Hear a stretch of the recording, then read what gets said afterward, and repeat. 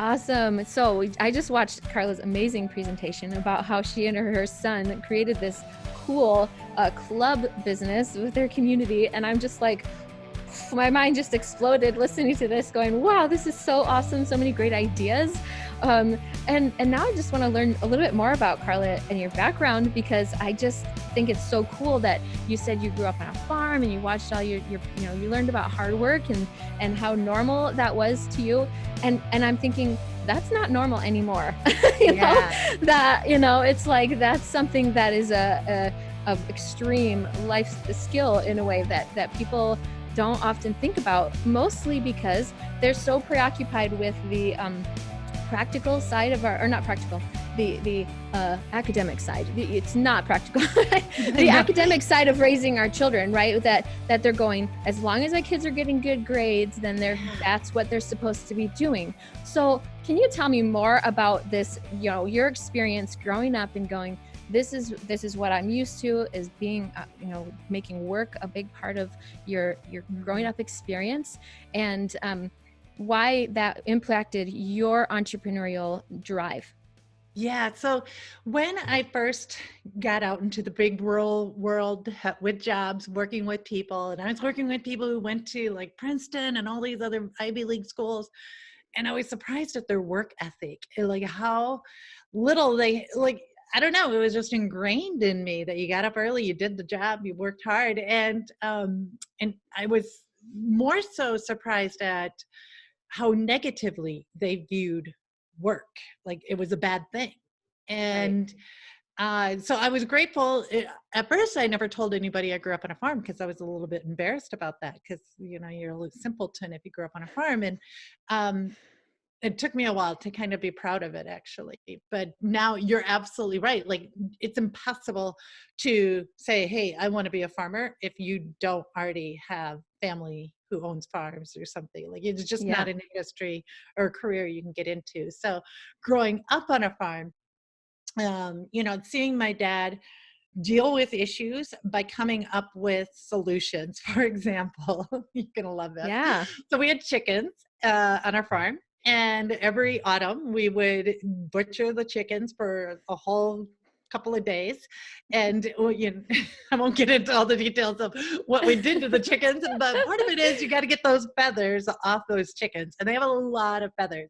And so my dad came up with this machine, this barrel that went around and around, and there were little rubber studs on the barrel, and you dip the chicken in hot water so the pores open up, and then you hold the chicken against that barrel, and all the feathers would go into this like big tub, Wow. and so then all you had to do is get the little pin feathers off.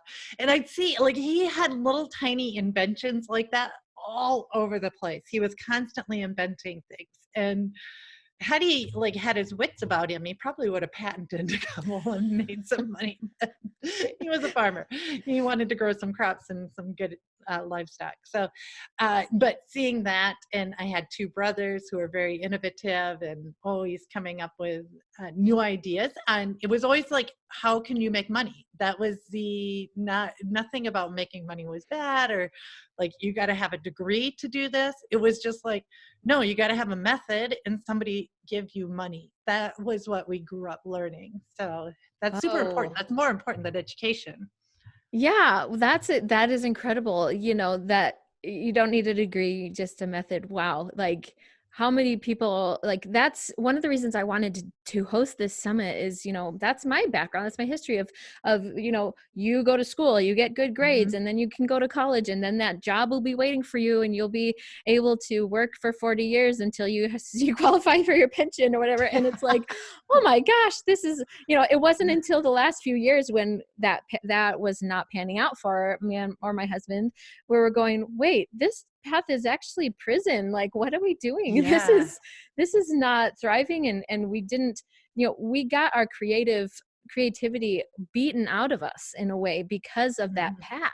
And Yeah. and because the grades and the being marketable and things like that were so much Mhm. more important than whether or not we had a method.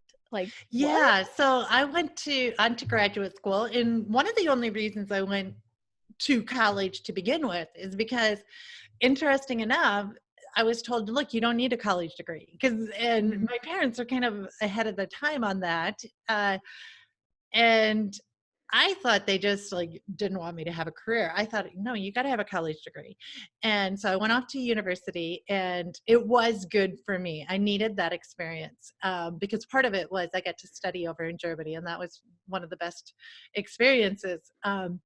But the reason I got my MBA is because I just wanted to keep traveling, and I thought that would give me a ticket to travel. And Wow. back then, it's pretty much what you needed. Now, with the internet and everything else, computers right in your hand, it's a different world. It's so different. Wow. So when you send your kids to school, or you're thinking, I would still want my kids to have a good education, right? What is how do you get them to even consider that if you're going, you don't need to have a degree to be successful? Like, Yeah, yeah. but you still Mhm. want them to have those experiences and, Yes, to grow and be intelligent, right? So what yeah. is your advice about that? Yeah, so my kids go to a Spanish immersion school. So they're in school to learn a second language, because I learned a second language and it was the best thing I ever done.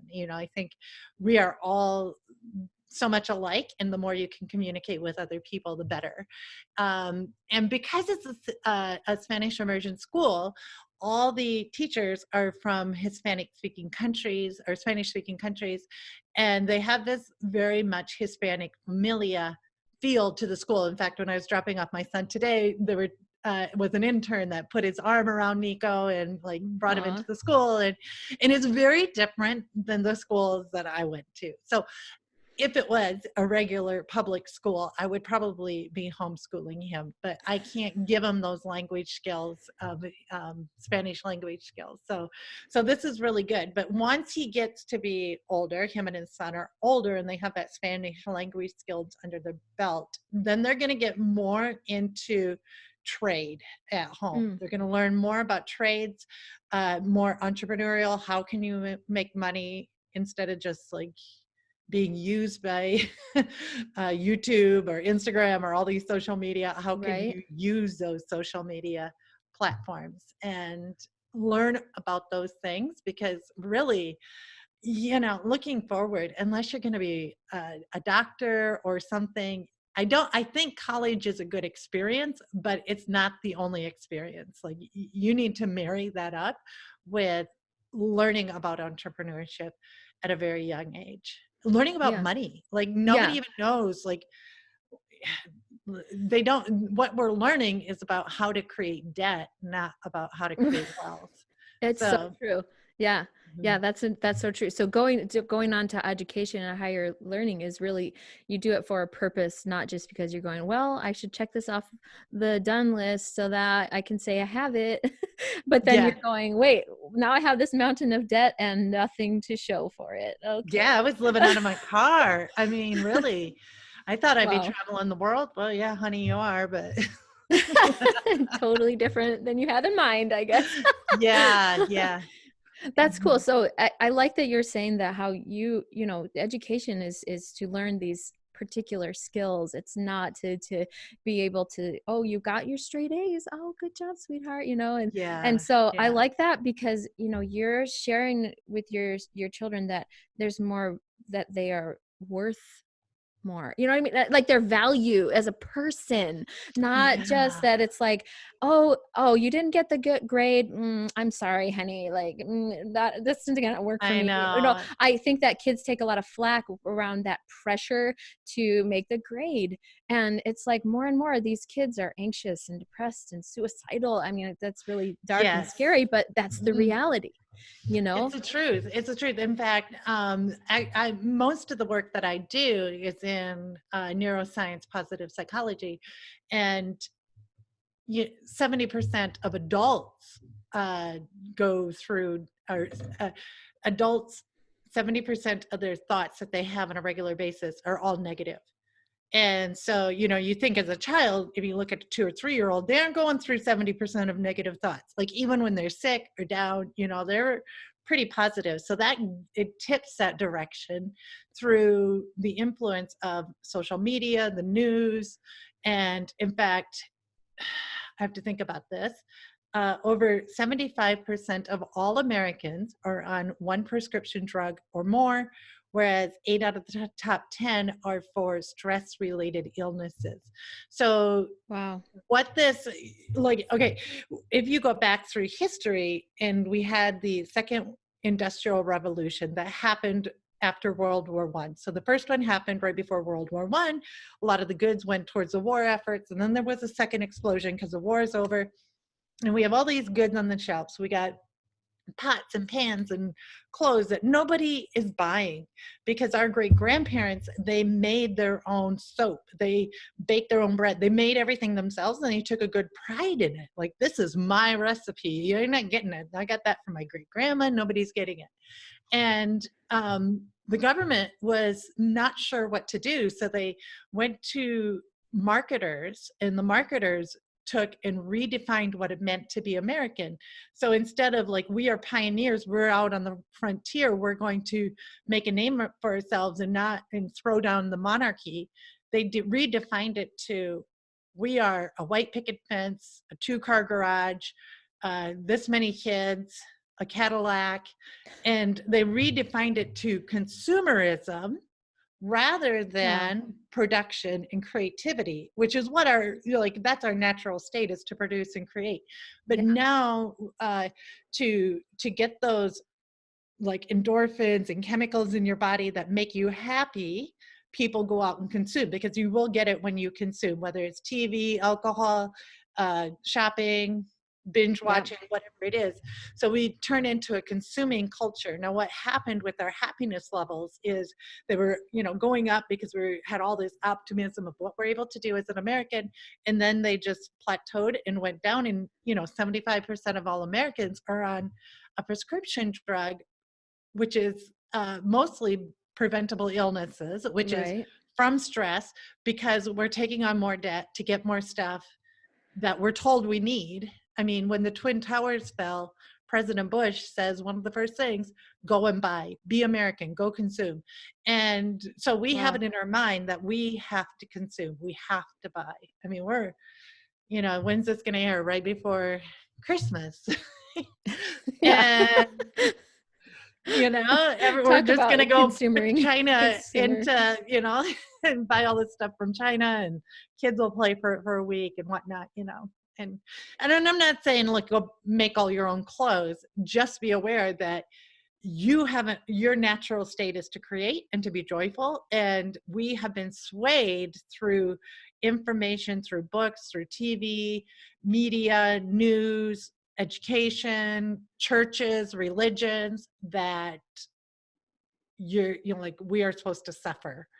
And if you aren't suffering, then you're doing something wrong. And the only way to have release, I mean, top 3 industries all rely on us to live in fear or lack or insecurity or anxiety. It's arms, which, like, we don't like our next door neighbor or person across the street or across the world, so we need these big weapons. The second industry is pharmaceuticals, which we already talked about, and then the third is alcohol and tobacco. So there you go, 3 industries. You had a rough day, go drink and have a cigarette. So they all do real, and all the tributaries that go into there, they all rely on us to be in fear and lack rather than creativity, create money, create opportunities, create, that's what we enjoy doing. So that's what our kids love doing. And if you can figure out a way, doesn't matter. I mean, doesn't matter if they make $1 million before they're 18, just let them learn how to make some money and the fun of that.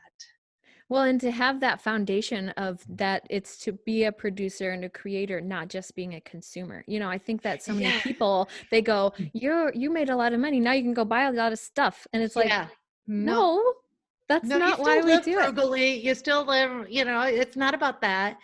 That stuff, you're just going to have to clean it. You're just going to have to find a shelf to put it on or something. Right? You have to maintain that. Whether it's a pair of shoes or toys or books or whatever, you're going to have to find some place to keep it all. And, you get a bigger house. Well, then you got to clean a bigger house. You got to clean more bathrooms, It's not about that. It's about having choices and doing what you enjoy doing and making an impact. I mean, I worked in DC, one of my first jobs working at a Pentagon program, and I was a check in the box. I was not a voice at the seat because I didn't have deep enough pockets. And Mm. that it was that way after I became the first woman to make an iPhone app. I was the only woman in the room. And I was asked to like go get coffee. I was, no, I'm actually Wow. here because I'm smart. But I Wow. didn't have deep enough pockets even then. Like, you have to have the deep pockets to be making the impact. And yes, it's nice to write out a $5 check or $20 check or $100 check, but it's even better to like $250,000 towards your favorite charity or Wow. research or something that you are passionate about, and having that choice, that's where we make impact. And our kids can do that. Like, our kids have that opportunity. It doesn't matter where they're at, education wise. My kid struggles reading, but he can talk. So, Mhm. okay, you can talk to these businesses and ask them if they'd be a part of your project. You can do that. That's a skill Wow. that's really valuable. So, Wow. mhm, Yeah. Oh man. So you're allowing your kids to explore their own capabilities, strengthening yeah, their strengths, yeah, and then the realization too that consuming doesn't bring happiness, and that it's really through that productivity and in making that impact. That is, because so many people like, why would you want to make your kids be entrepreneurs? Why would you want to thrust oh that yeah, on them?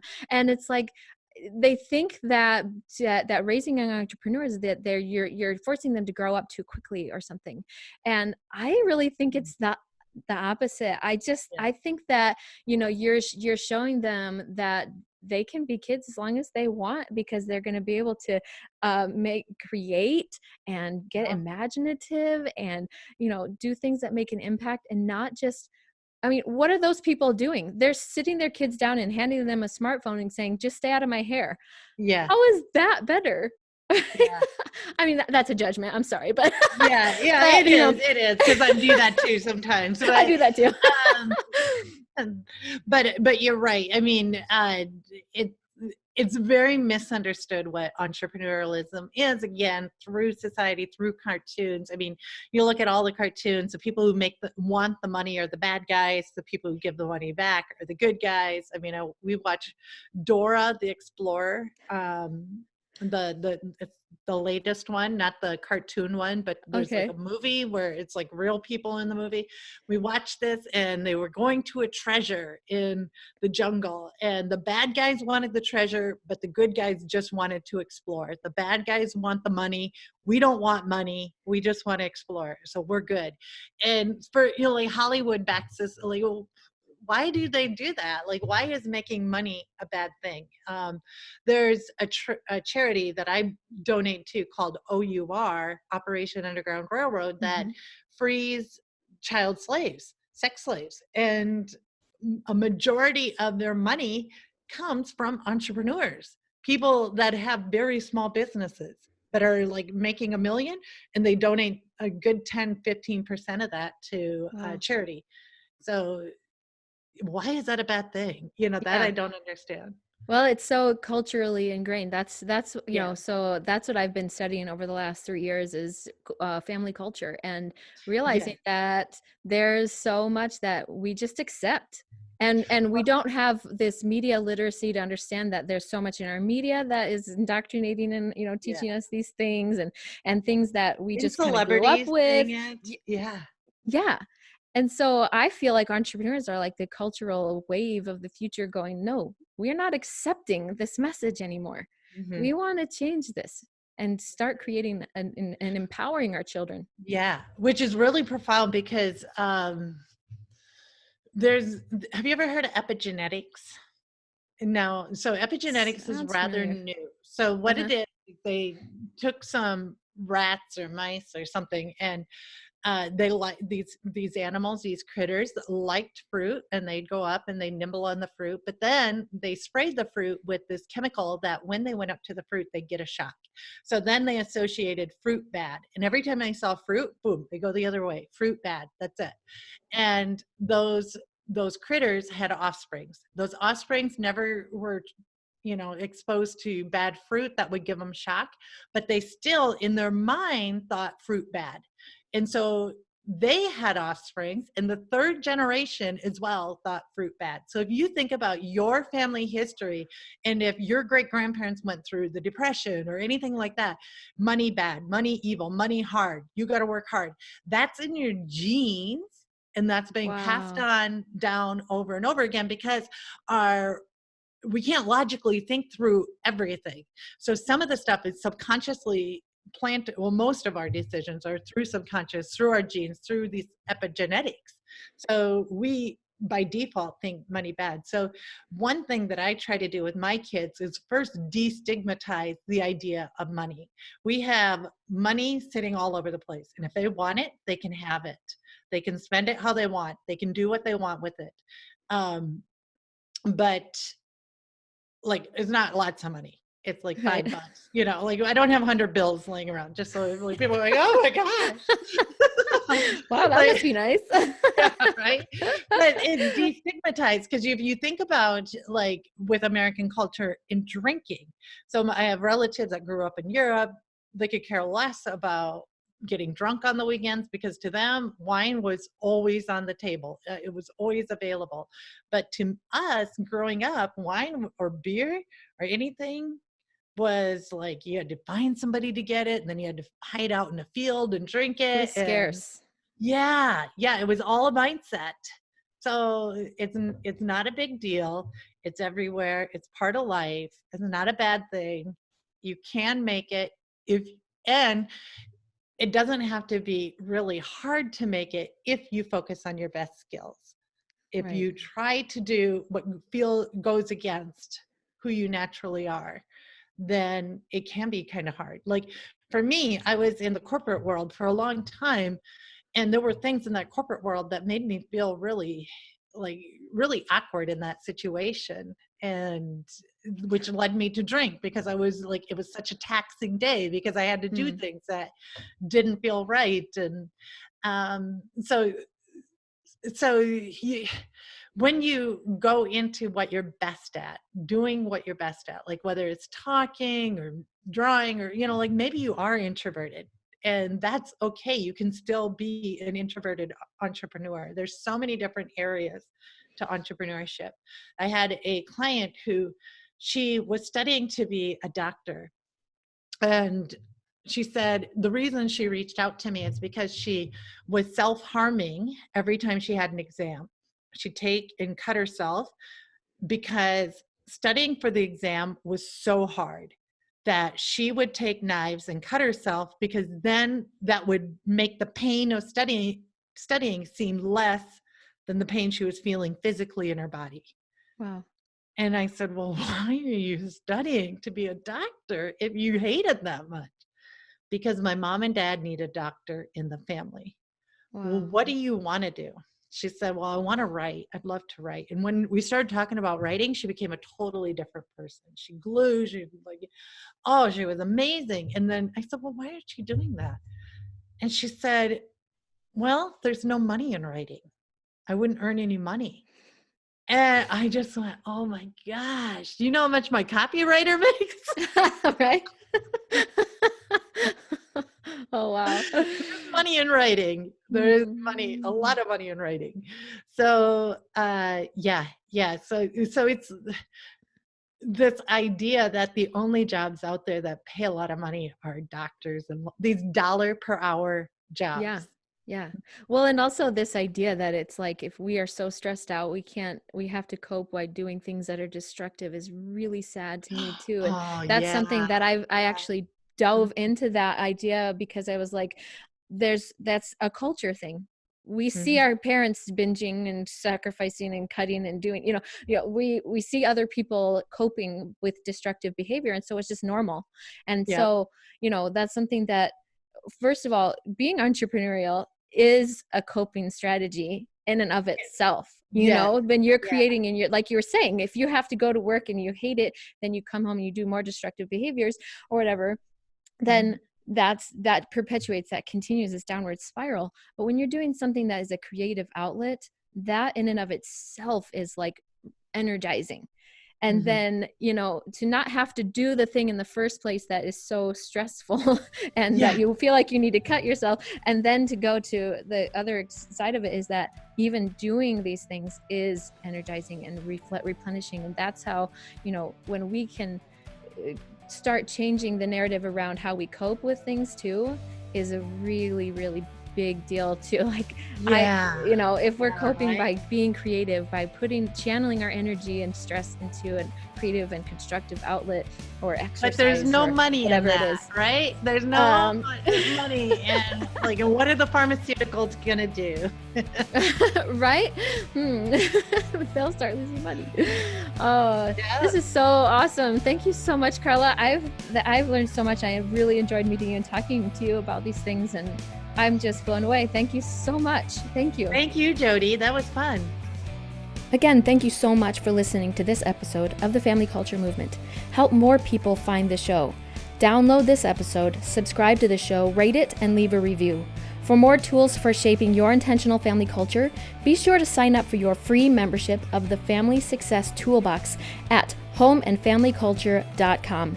Until next time, remember to set your intentions for your family culture and lead your family toward your vision of success.